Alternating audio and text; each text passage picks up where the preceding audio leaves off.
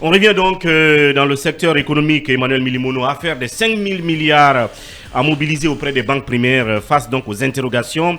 L'APB Guinée s'en explique.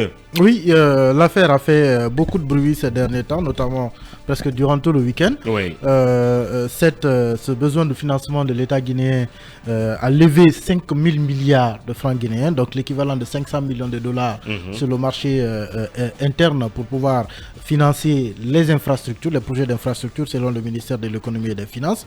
Beaucoup ont estimé que c'était une pression qui était faite sur le secteur bancaire. D'autres ont expliqué cela par une incapacité de paiement de la part de l'État guinéen. Alors, ça fait beaucoup de spéculations. Ou par le fait qu'ils ont fini de tout bousiller au trésor, et donc il faut lever c'est quand même difficile à faire passer ce genre d'arguments économiques. C'est en fait des hypothèses. Oui, ce sont des hypothèses, mais le B.A.B.A. de l'économie, c'est que l'économie elle tourne, l'argent elle rentre au quotidien, l'argent rentre au quotidien, ça sort au quotidien. Donc le trésor n'est jamais vide pour ne pas être naïf. Le trésor peut être sous pression, il peut être sous tension, mais il n'est jamais vide parce que ça rentre, ça rentre le soir, ça sort le matin. C'est comme ça que ça fonctionne. Les taxes sont collectées au quotidien. Oui, mais il y a quelques mois, il n'y avait rien, absolument rien. Parce qu'ils ne payaient pas les entreprises aussi. Je vais permettre qu'on a...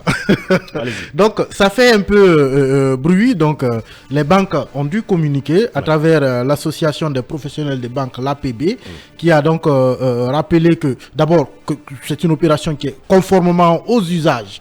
Ça veut dire que ce n'est pas la première fois que l'État guinéen donc lance une telle opération. Et il faut dire aussi à ceux qui nous suivent que ailleurs ça se fait beaucoup. Moi j'ai vu dans beaucoup de pays de l'UEMOA quand j'étais au Sénégal, très régulièrement ce sont des pays qui levaient des fonds sur le marché de l'UEMOA à travers les banques, à travers des opérations pareilles. Donc c'est très courant, ça n'a rien de scandaleux. C'est même l'une des meilleures manières de financement des infrastructures selon certains économistes. Et donc il rappelle que conformément aux usages, donc par l'entremise du ministère de l'économie et des finances, l'État a émis des obligations de trésor afin de lever des ressources pour continuer le financement des projets structurants d'infrastructures déjà entamés. Et que les banques membres de l'APB ont de manière libre et consentante souscrit massivement à cette opération qui présente selon eux un double avantage. Celui de permettre par exemple aux banques de placer leurs ressources oisives et d'autre part d'accompagner l'État. Parce que l'explication aussi c'est que ce ne sont pas les ressources, la liquidité en circulation, ce sont les fonds gardés par les banques primaires au niveau de la banque centrale. Donc c'est de l'argent qui est déposé dans les caveaux de la banque centrale qui ne tourne pas. C'est de l'argent dormant. Les banques prennent cet argent, ils le déposent là-bas, ils n'en ont pas besoin pour le moment. Ce sont des fonds de sécurité par exemple dont on peut se servir pour refinancer le circuit bancaire quand il y a par exemple faillite. Or là on est encore loin d'une perspective pareille. Donc c'est de l'argent qui n'est pas du tout utilisé. L'État va le prendre pour l'utiliser et générer des intérêts pour ces banques. C'est pourquoi ils disent que ça a un double intérêt. C'est celui pour eux, par exemple, de pouvoir placer leurs ressources oisives et d'autre part, donc, d'accompagner aussi l'État guinéen dans la réalisation de ces projets structurants. Et ils ajoutent que la réussite de cette opération témoigne de la solidité du système bancaire guinéen. Mais donc, si on arrive... il faut bien... Je suis dans le communiqué. Je veux bien qu'on nous rassure que toutes ces banques primaires ont un matelas de réserve assez solide, hein, parce qu'elles ne sont pas beaucoup qui ont beaucoup d'argent. Ça tourne dans l'argent des dépôts des clients, de la clientèle. Parce que la preuve est que... Toutes les banques doivent avoir cela. La preuve est que... C'est l'essentiel même pour une banque. La preuve est qu'il y a un seul client qui vient pour un certain montant, on ne peut pas te le donner. On ne peut pas te le donner d'un seul trait, c'est impossible. À plus forte raison, lever 5 000 milliards, est-ce qu'ils ne sont pas obligés de communiquer ça? Moi, je pose la question. On viendra peut-être, pour l'instant, je suis dans le communiqué. Voilà. Je dis ce que le communiqué dit. Ouais. Pour eux, donc, la réussite, c'est le communiqué. Pour eux, la réussite de cette opération témoigne de la solidité du système bancaire guinéen. Et donc, de son engagement renouvelé à participer au financement du développement des infrastructures. Et puis enfin, l'APB dit d'ailleurs remercier l'État pour la confiance qui est placée dans la capacité du secteur bancaire guinéen à mobiliser ce niveau de financement et donc réaffirme également la disponibilité de ces banques à continuer à accompagner l'État. Maintenant, peut-être dans le commentaire, est-ce que sur le marché guinéen rapidement, il y a la possibilité de lever d'un seul trait 500 millions de dollars sans que cela n'ait un impact sur le circuit bancaire? Ça c'est autre chose. Toujours est-il qu'on ne connaît pas en réalité dans le fond quelle est la capacité de chacune des banques qui à combien, qui a un réserve quel niveau de réserve, donc de matelas, donc de réserve. Tout cela, ce sont des questions peut-être qu'on peut se poser, mais toujours est-il que si elles disent qu'elles ont souscrit et qu'elles font un communiqué, bah, si cela est faux, c'est tant pis pour elles. Il y a une pression. En tout cas, non, mais c'est tant pis pour elles. Je dis qu'elles ont fait un communiqué. Si c'est faux, c'est tant pis pour elles. Bien. Il y a les dessous. En 30 secondes chacun, oui. Ce communiqué est loin de la réalité. C'est pas du tout ce qui se passe. Vous n'êtes pas banquier quand même. Je ne suis pas banquier, mais vous savez très bien que... Vous pouvez dire que vous en doutez et tout le reste. Voilà. Non, mais c'est loin de la réalité, Ouri. Réalité? Je vais vous dire un truc.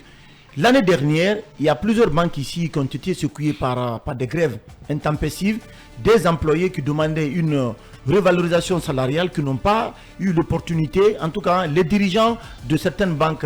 Donc les patrons des banques. Oui, les patrons des banques ont clairement indiqué qu'il n'y avait pas... Vous savez très bien que les tractations se sont poursuivies jusqu'à ce que nous avons assisté même à des grèves temporaires ici au niveau de certaines banques. Ça, c'est un deuxièmement.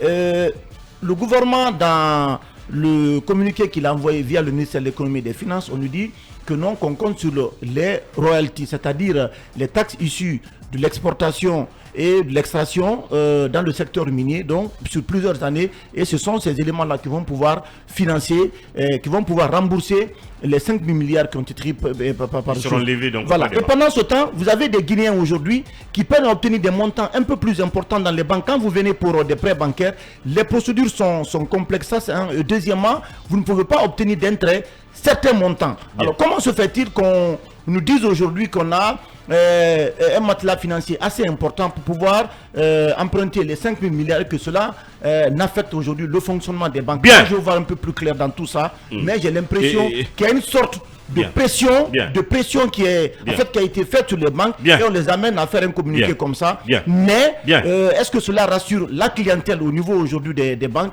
Moi, je me pose beaucoup de questions par rapport à voilà l'angle de vue de Bassekou. Et on peut se demander aussi quid de la solvabilité même de notre trésor dont parlait Emmanuel. Il y a là-dessus 30 secondes chacun, s'il vous plaît.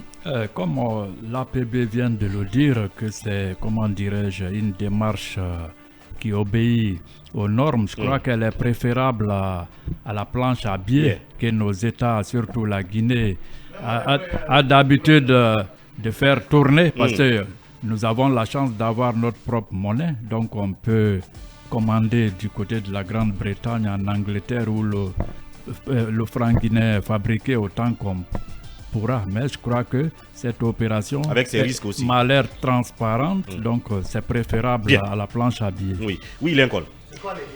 Il y a les dessous.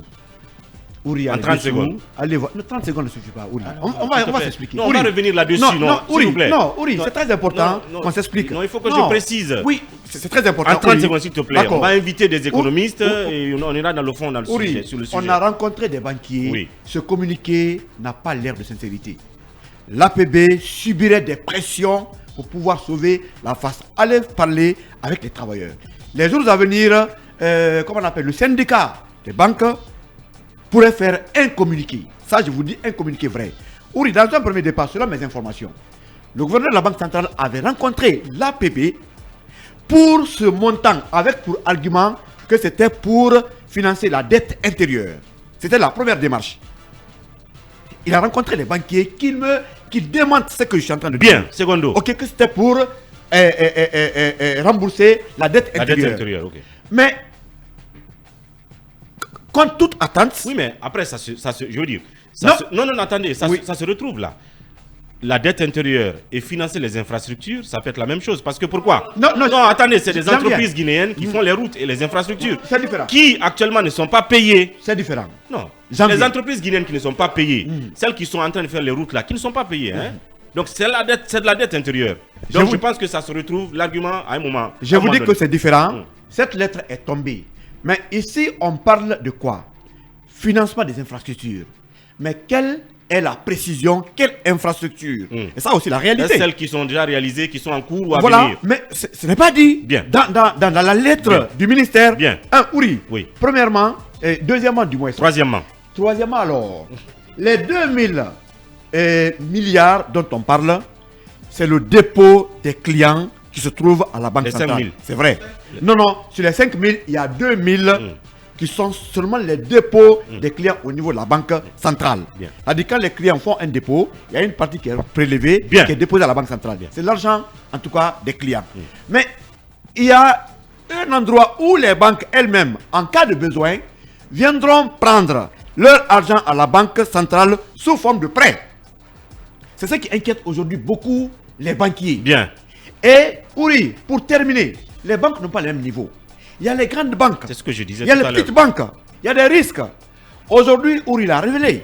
Il y a des citoyens qui n'ont pas le droit de toucher à tout leur argent. Parce que dans les banques, ça ne va pas du tout. Il y a des gens qui ne peuvent pas prendre $1 million. Il y a des gens qui ont leur compte, mais ils ne peuvent pas toucher $1 million de leur argent dans des banques primaires de la place. Tu ne peux pas du tout. Oui, parce que les retraits sont plafonnés. Tu fais une semaine à courir après ça. Les retraits sont plafonnés, ce qui fait que...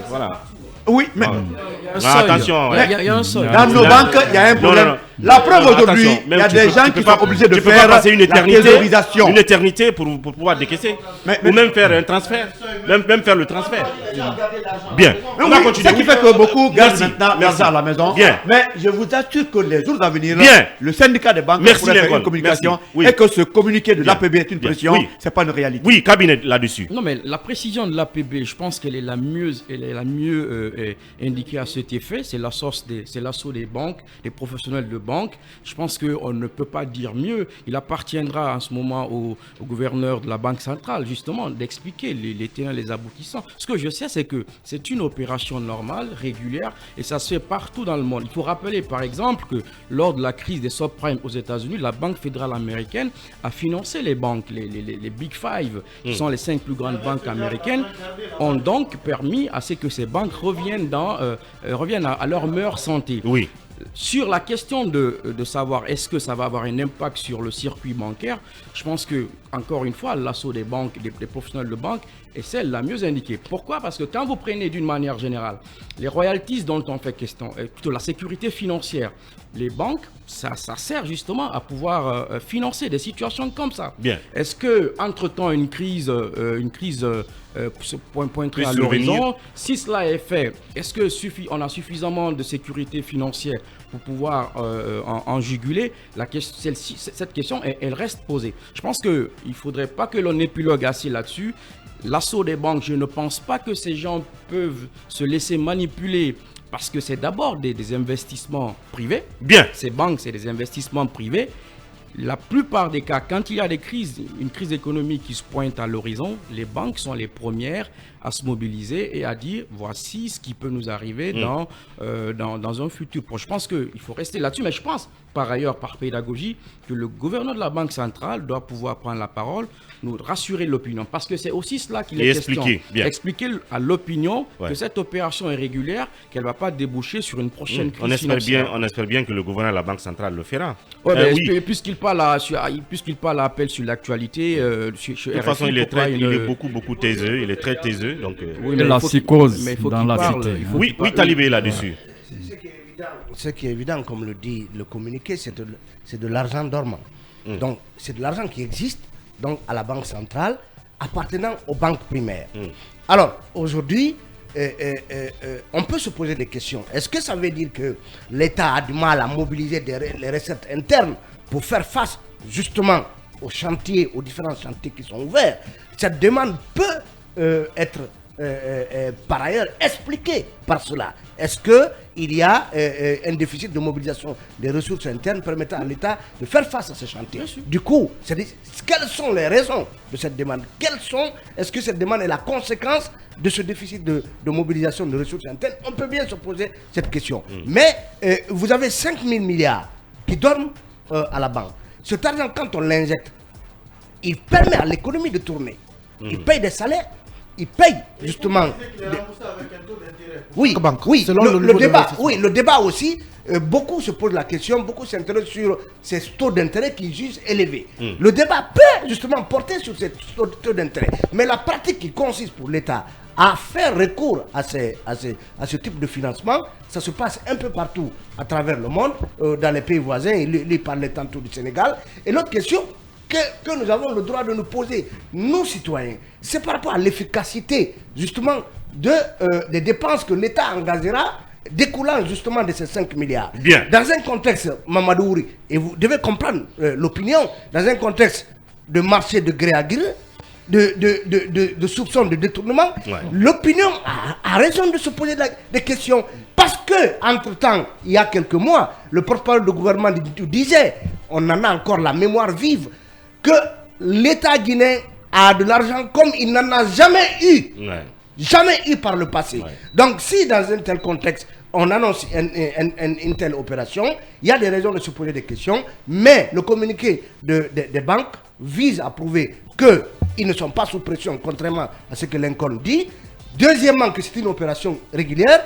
Si ils sont sous pression, ils déclarent des choses comme ça, demain, ça peut bien les rattraper. Bien. Mais interrogeons-nous sur le taux d'intérêt par rapport appliqué, qui sera appliqué. Qui est appliqué, oui. Par rapport à l'efficacité des bases, dans un contexte de soupçons, de rumeurs, de détournement et de gabegie financière. Donc, ces interrogations valent bien la peine et les citoyens ont le droit de se poser des questions. C'est pourquoi, pour les jeunes cabinets, le ministre des Finances, le ministre du Budget et le gouverneur de la Banque centrale doivent nous donner plus d'explications pour que, comme l'oncle l'a dit, qu'est-ce qui doit être financé, injecté dans de nouveaux projets? Qu'est-ce qui doit servir à payer des dettes liées à des chantiers qui sont déjà réalisés. Vous êtes même le porte-parole de la dette intérieure. Évidemment. De paiement de la dette intérieure, Mamadou. La fameuse dette intérieure. Et donc, par pédagogie, le pôle économique doit s'expliquer. Et on ne fait qu'ouvrir le débat parce qu'on va continuer, c'est très très important. Nous inviterons des économistes, puisque Baouri, en tant qu'ancien banquier, si je ne me trompe, s'est déjà prononcé sur le sujet, mais d'autres économistes, on va les inviter dans les jours à venir pour davantage appuyer donc là-dessus. Le temps pour nous d'ouvrir cette fois-ci la parenthèse de la fête de l'indépendance.